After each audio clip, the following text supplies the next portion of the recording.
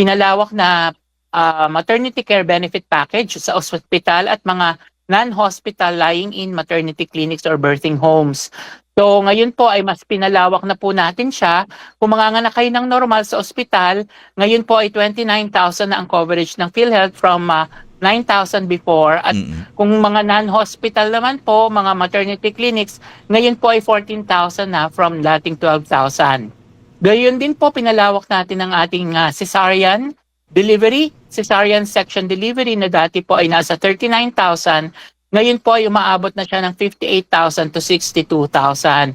Pero ang maganda rin po nito ay ang patuloy na pag-aalaga natin sa ating mga magulang na nagbubuntis at kung kaya't yung pong ating antenatal or prenatal package ay pinalawak natin. Dati po 5, ngayon po ay 8 prenatal check-ups na at kino-cover na rin natin yung mga gamot, mga laboratorio at yung po mga itinuturok na tetanus toxoid sa ating mga buntis na nanay.